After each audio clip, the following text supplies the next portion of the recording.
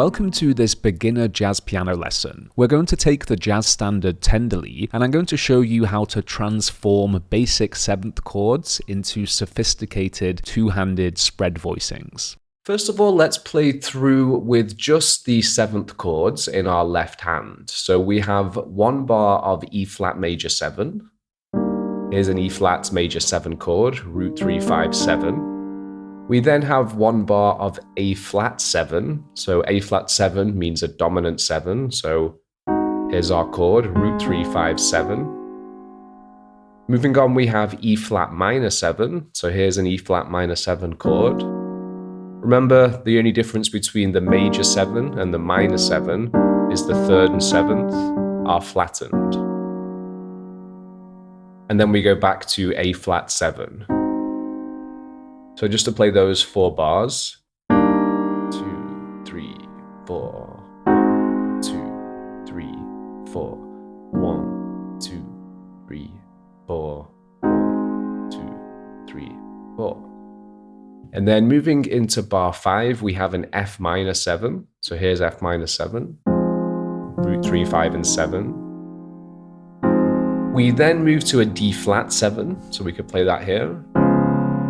Root 3, 5, 7. Remember, when you see just 7, it means dominant 7. So we'd have D flat major 7, D flat dominant 7, D flat minor 7, and then even minor 7 flat 5. And we cover these exercises in the foundations course.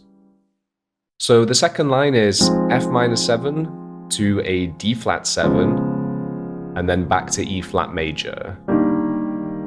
And then we have 2 chords in the final bar. So in bar 8, we have a G minor 7 and a C7. So one thing to notice is that only bar 8 contains 2 chords. Every other bar in the A section only has 1 chord per measure. So let me play through whilst counting aloud, just so you can feel where these chords are falling. And again, we're going to keep everything in root position, just so we can visualize these chords in their most basic structure. So from the top, 1, 2, 3, 4, 2, 2, 3, 4, 3, 2, 3, 4, 4, 2, 3, 4, 5, 2, 3, 4, 6, 2, 3, 4, 7, 2, 3, 4, 8, 2, 3, 4. Now, if we play the melody over the chords in this position, firstly, it's not going to sound very balanced because our chords are very densely configured, and they're also configured in the order 1, 3, 5, 7, so they're sequentially configured. And as we've explored in the previous lessons and the previous courses, we can get a much more balanced sound when we spread the notes over 2 hands. But just for demonstration purposes, if I play through with the melody and with these root position 7th chords, you will see that the melody and the chords often become intertangled. So let me show you how this sounds.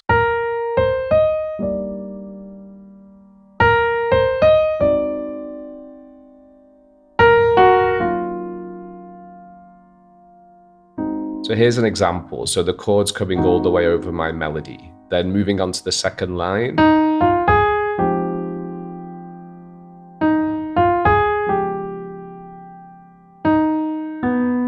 And here's another example.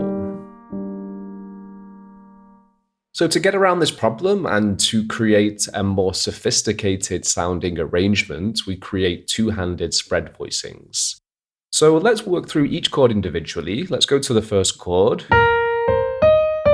So the chord is E flat major 7, root 3, 5, and 7. The first thing is to see, do I have one of these tones in the melody? And I do, I have the 7 in the melody.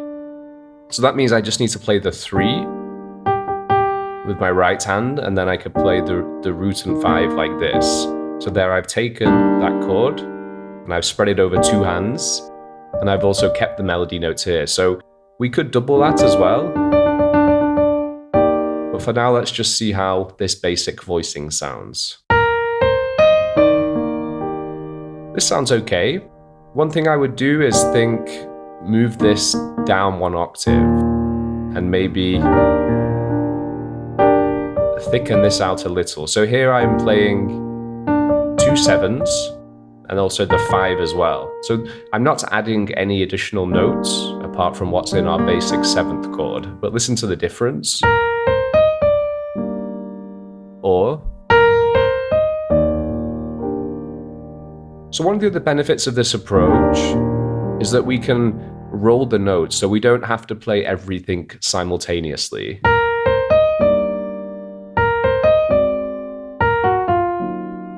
So instead, as I've showed you in the past, we can take that basic triad shape that exists within the 7th chord and we can roll those notes.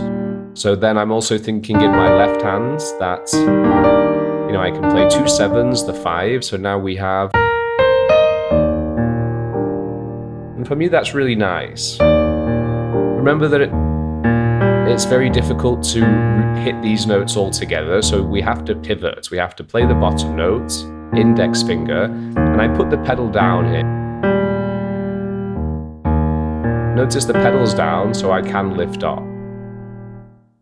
But it isn't possible for me, at least, to reach that interval. And so you have to roll and use the index finger, almost like a seesaw. So again from the top. So that's our first chord. Let's move on now. So there's our A flat 7. This melody note, it isn't in the root 3, 5, and 7. So what I'm going to do, again, I'm going to play the 7 here with my right hand, and maybe even the 3 here. So there's our 7th chord. I'm going to take those 2 notes in my right hand, and then I'm going to move the root and the 5 down an octave. So now we have this.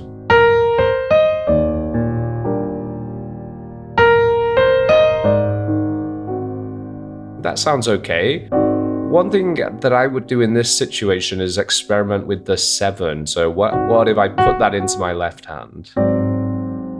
And yes, I like the sound of that. For me, that just sounds a little bit more balanced. And again, we have a more even spread of the notes. So always look at how the notes are spread out. And it's not that you always want it to be perfectly balanced, because sometimes it's nice to have, you know, more tension and more density in some parts of the chord voicing. But for the purpose of these beginner tutorials, I think it's important for us to create an even and balanced sound. So there's our first chord. And so here, you know, root, melody, and the 3 and the 7. So there's the 3, there's the 7. So that's one option. That's another option. So this is the one that I'm going to go for. We could add the 5 there. The 5 would be a stretch here, because I'm already playing a big interval in my right hand. So this is the one I'm going to go for.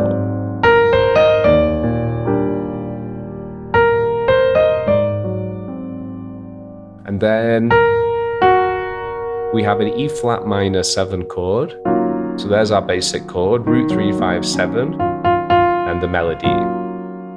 So root 3, 5, 7 isn't my melody note, so I'm just going to do the usual formula where I take the root and 5 and put it in my left hand and move that down an octave, and then play the 3, 7, and the melody. And listen to how beautiful that sounds.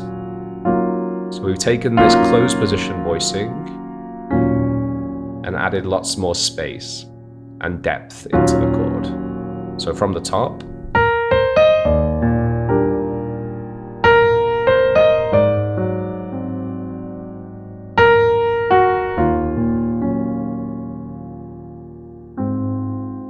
So you should notice there that this is a 2-5 progression. So E flat minor to A flat 7 to D flat major 7. So it would be a 2-5-1 in D flat major.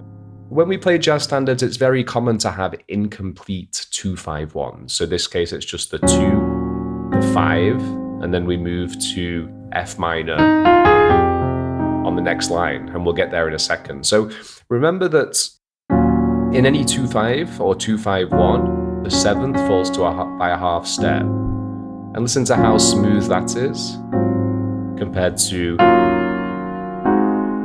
You know, this sounds very disjointed and clunky, whereas this sounds very smooth. If you're enjoying this lesson, be sure to check out the Lead Sheets Fundamentals learning path over at PianoGroove.com. This learning path contains 10 jazz standards arranged with simple but beautiful chord voicings. If you're new to jazz piano or new to reading lead sheets, this is the best place to start. So that's our first line. Let me play through again.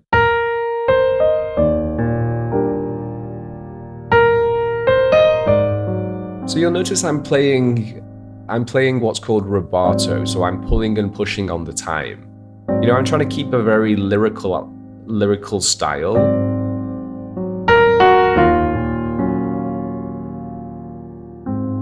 You'll notice that I don't hit all the notes together, so often I'm playing, and because we just have one chord per measure, this is very useful to add a bit more space. So if I play,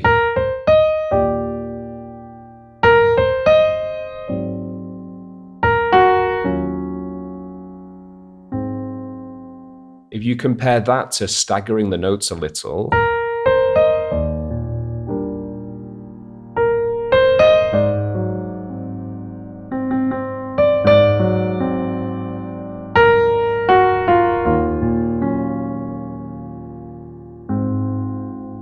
now let's move on. So here's the voicing I've chosen.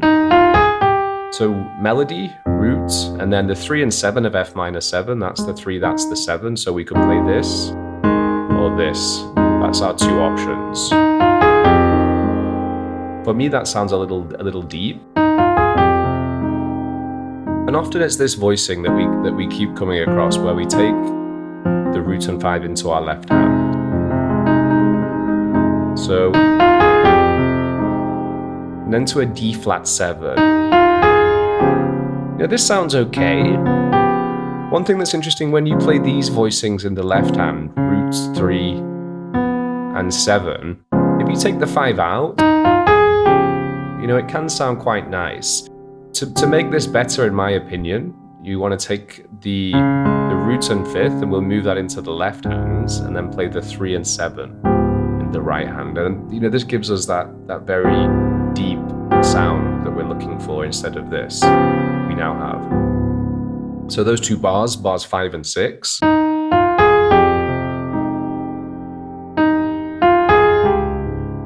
It's really beautiful. And then back to E flat major. So this is getting a bit low to play the 7 there. So when a chord says 7, you can always play a triad, because a triad exists within the 7th chord. If we were playing the melody higher,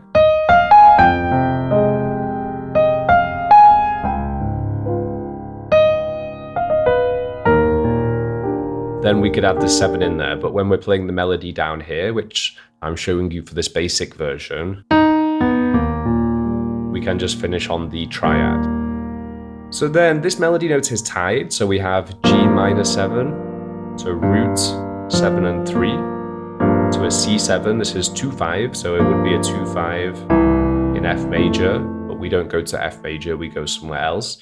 So the 7 falls by a half step to the 3, and then we have the melody note, which takes us into the B section. So let's play through that all together.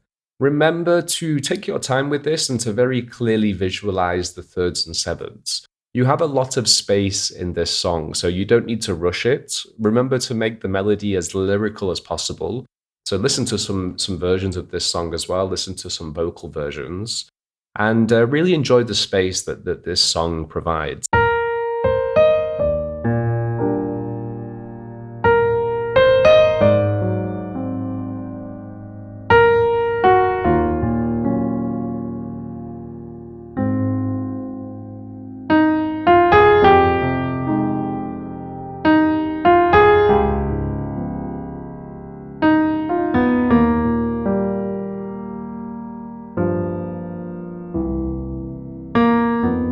Then we're into the B section.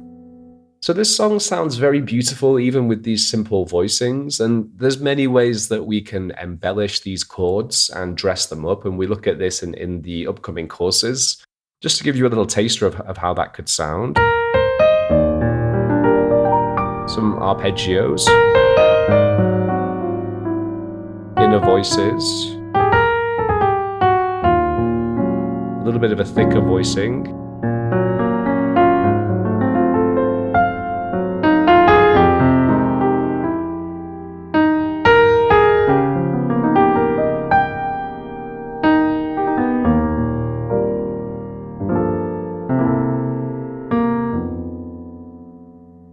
So for now, I want you to stick to the basic voicings, but understand that once you can play those very basic seventh chords, and when I say basic, it still sounds beautiful,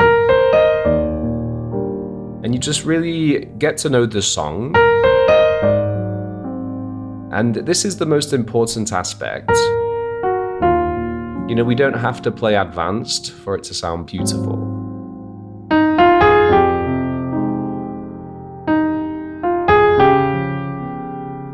So there I went up to this voicing. Remember, we could do...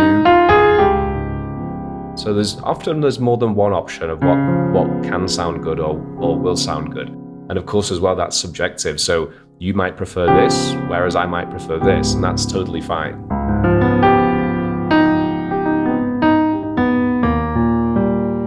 G minor 7, C7. So in the next courses, we are going to add all of the interesting things that I showed you. For now, I want you to learn the basic arrangement. My opinion is that it's very good to at least expose yourself to more advanced theory. So when I show you these more advanced examples, it's not to show off and it's not to intimidate you. Rather, it's just to expose yourself, even if it's just to give you a brief exposure to the sounds of these voicings. It's very important to see, you know, where you're moving to. So what are the next steps? So if you want to try to copy what I played, then that's great. And if you want to incorporate that into your arrangement, that's fine. But remember, the most important thing is that you can play this tune with the simple but beautiful voicings and clearly visualize the sevenths falling to thirds in the 2/5 progressions. So let me play through one more time, and then I'll see you in the next lesson where we focus on the B section of the tune.